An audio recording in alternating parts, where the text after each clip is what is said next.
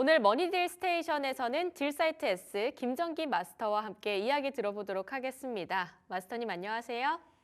네, 반갑습니다. 네, 오늘 반도체, 방산, 조선, 섹터별로 일제히 다 강한 불기둥을 뿜어주고 있습니다. 시장 진단 어떻게 하고 계실까요? 네, 일단 뭐 단기적으로는 긍정적인 흐름이 이어질 것이다. 저는 이렇게 보고 있습니다. 오늘 코스피 수급도 상당히 긍정적인 상태고요. 일단 오늘 유럽에서 안보 자강론이 급부상하면서 독일의 차기 총리로 유력한 프리드리히 메리츠 대표가 의무 복무제 제도입을 지지한다고 밝히면서 국내 방산 섹터에도 아주 긍정적인 흐름이 나와주고 있고요. 또 이번 주에 예정된 엔비디아의 GTC 2025 개막에 대한 기대감과 함께 반도체에도 액션이 나오면서 긍정적인 흐름을 나타내고 있습니다. 단기적인 흐름은 강세 기조를 유지할 것으로 보고 있지만 예전처럼 바이더딥 전략보다는 기술적 반등 이후에 추가적인 조정 여력에 대해서도 유념을 해주시고 운용하는 것이 좋겠다라고 강조를 드리겠습니다. 저는 무엇보다 글로벌 증시에서 가장 큰 규모를 차지하고 있는 미국 증시의 흐름을 기민하게 살펴볼 필요가 있겠다라고 말씀을 드리겠습니다. 최근 3주간 변동성으로 S&P 500의 시가총액이 약 5조 달러 감소했는데요. 5조 달러가 감소해서 지난주 기준으로 S&P 500의 시가총액이 46조 7,800억 달러입니다. 한화로 어림잡아 계산을 해도 60경이 넘어갑니다. 그렇기 때문에 글로벌 시장을 주도하는 S&P 500의 흐름을 기민하게 살펴볼 필요가 있겠다라고 강조를 드리고요. 지난달 제가 말씀드렸던 증시의 단기 하락을 트럼프 대통령이 반기고 있는 이유에 대해서 설명을 드렸었는데 부가적인 설명을 좀 드리면 증시가 급락하면 투자자들은 국채나 금 같은 안전자산 선호도가 증가하겠죠. 그렇게 되면 국채 수요가 증가하게 됩니다. 국채 수요가 증가하게 되면 국채 가격이 상승하겠죠. 국채 가격이 상승하면 국채 금리는 반대로 하락을 합니다. 국채 금리가 하락하면 미국 정부의 채무 이자에 대한 이 부담이 감소되는 효과가 발생될 수 있다는 것이 핵심 포인트입니다.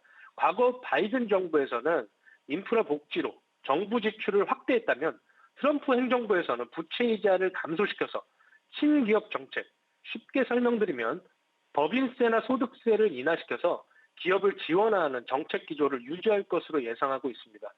단기적인 변동성은 높아지더라도 장기적인 관점에서는 미국 증시에 긍정적인 영향을 줄 것으로 보고 있습니다. 이번 주는 특히 매크로 변수로 인한 변동성이 상당히 높은 한 주가 될 것이다라고 저는 보고 있는데요.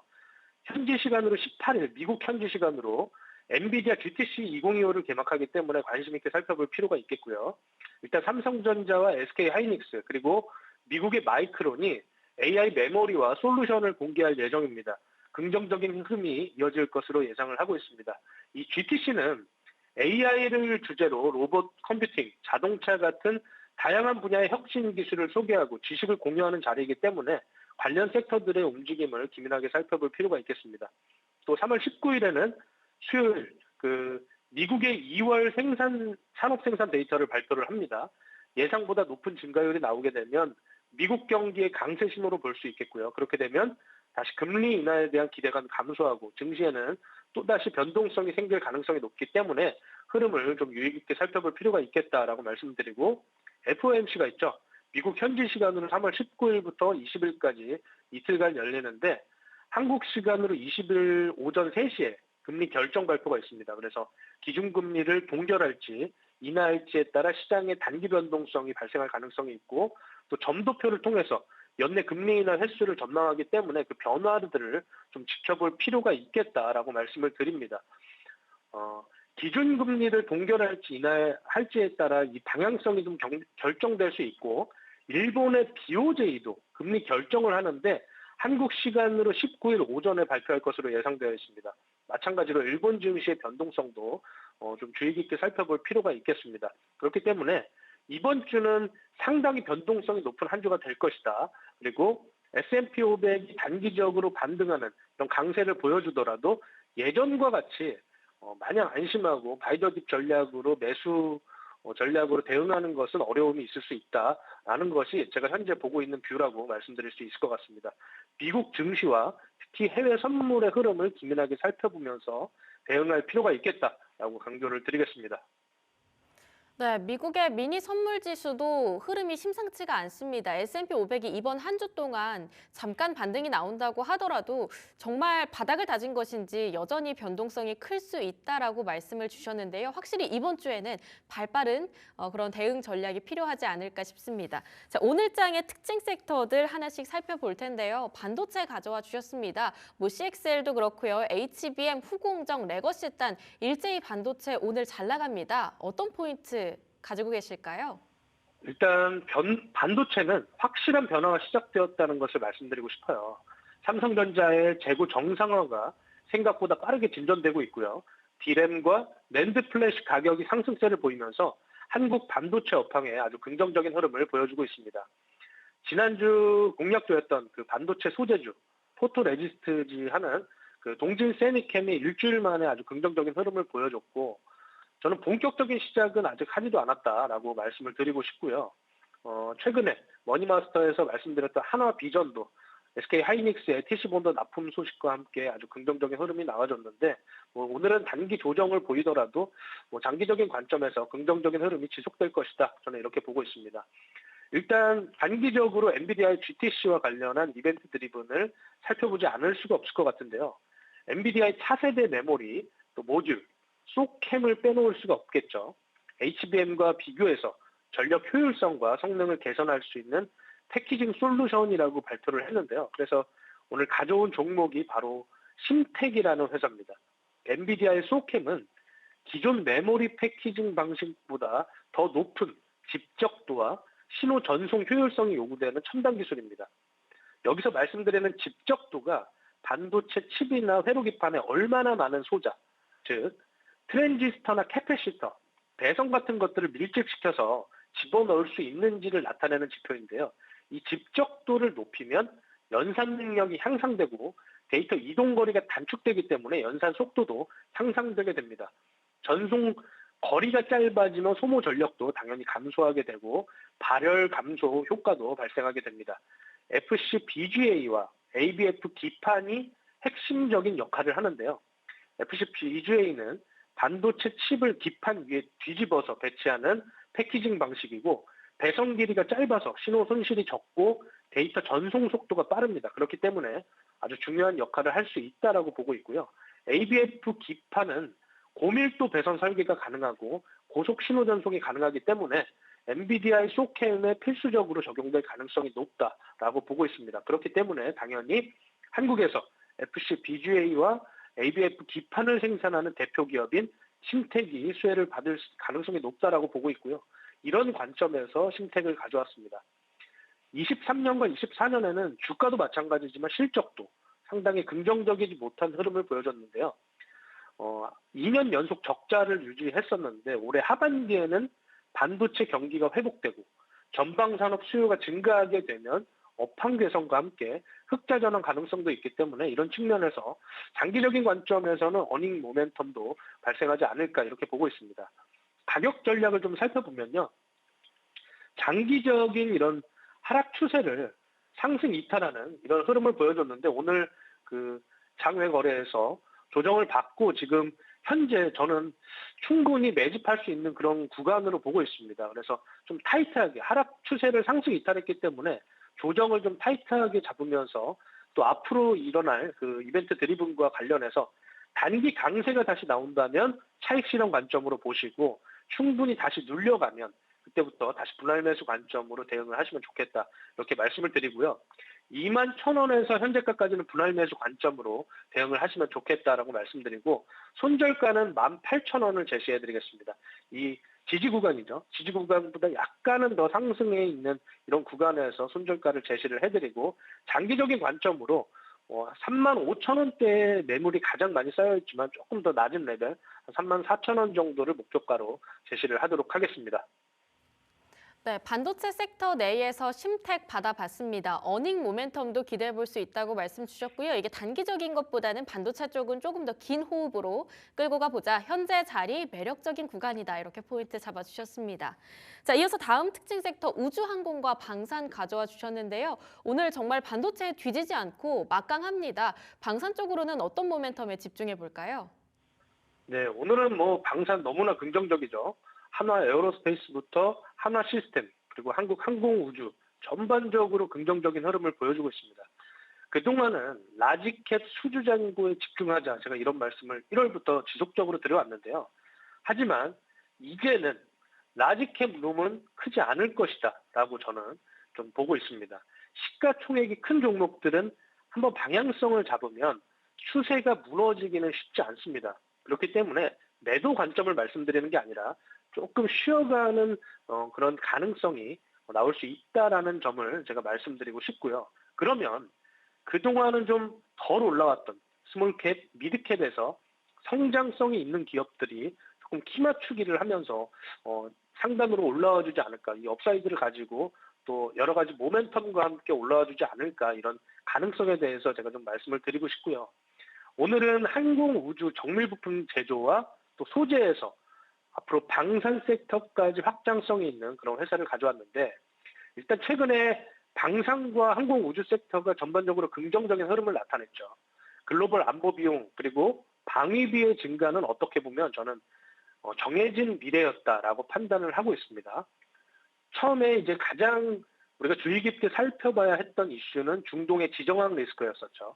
이스라엘과 하마스 전쟁에서 이란이 후티 반군을 또 헤이즈볼라를 지원하면서 긴장 고조로 지정학 리스크가 증가했던 것이 방위비 증액의 큰 요소였습니다. 또 러우 전쟁과 관련한 불안 요소가 아주 가장 크게 작용했던 것으로 보고 있습니다.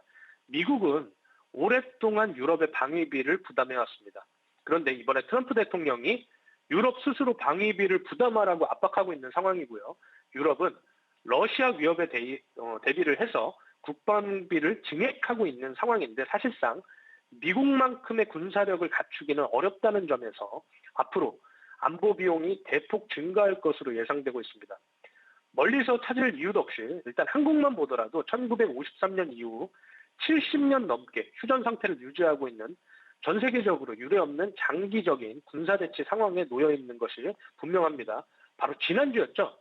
3월 10일에 오후 1시 50분경에 북한이 황해도 내륙에서 서해 방향으로 탄도미사일을 여러 발 발사를 했습니다. 한미연합훈련, 자유의 방패 연습에 대해 반발하는 것으로 해석이 되고 있는데요. 북한이 지속적으로 도발을 감행하고 있지만 이것은 한미연합군의 압도적인 군사력을 두려워하기 때문이라는 것이 중론입니다. 그렇기 때문에 한국 내에서의 방산기업의 매출도 증가할 가능성이 높다. 그리고 글로벌 흐름에 따라 방위비 증가는 정해진 미래라는 것을 다시 한번 강조를 드리고 싶고요. 현재는 항공우주 부품 제조기업이지만 방산기업으로 분류될 수 있는 캔코아 에어로스페이스를 가져왔습니다. 일단 캔코아의 대표적인 고객사는 미국의 보잉사, 그리고 에어버스, 로키드 마틴, 스페이스 X 같은 글로벌 기업이고요. 나사에도 우주 발사체 부품을 공급하고 있습니다. 캔코아는 미국 조지아주의 캔코아 USA 법인을 운영하고 있는데요. 미국 방산 업체들과 협력할 가능성이 매우 높고, 미국 국방부와 또 한국에서는 한국항공우주, 한화 에어로스페이스 같은 이런 국내 방산 업체들과 파트너십을 맺고 있습니다.